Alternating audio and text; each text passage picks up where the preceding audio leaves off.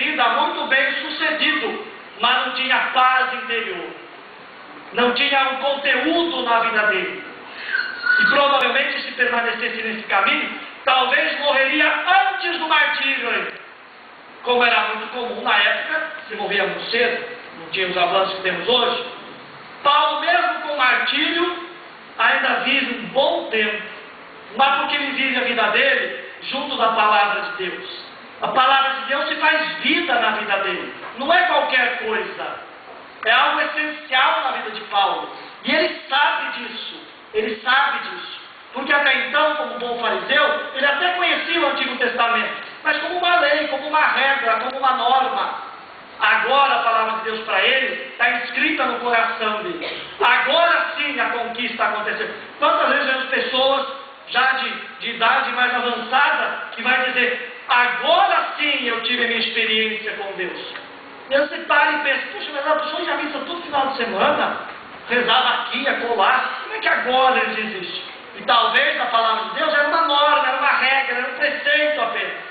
Até que um dia ele se abriu a esse toque, a essa conquista, e conseguiu acolher isso. E aí sim, ele mudou o modo dele viver.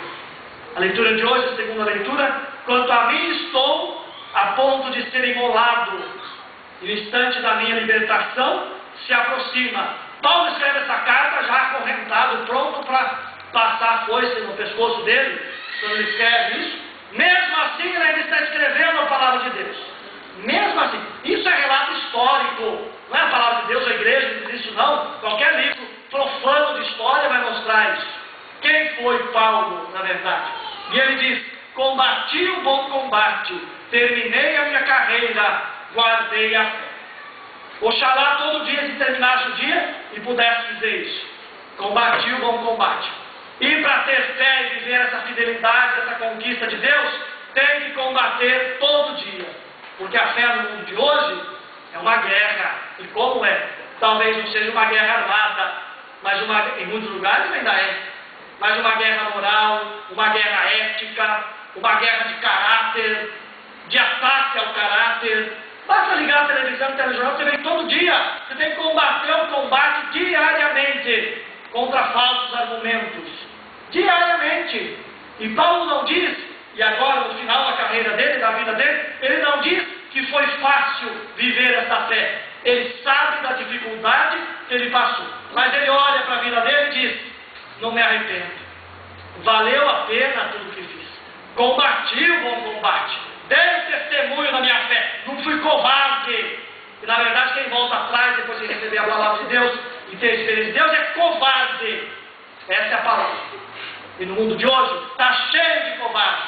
Qualquer ventinho no traseiro, ele larga a fé. Ele abandona a fé. Ele abandona a igreja. Ele abandona a comunidade. Porque falta conquista. Se não tem conquista, é uma falsa fé. De nada serve. Não ajuda em nada.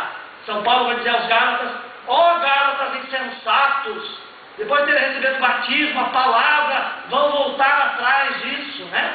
Se não tivessem recebido, era outra história, mas ouviram a palavra.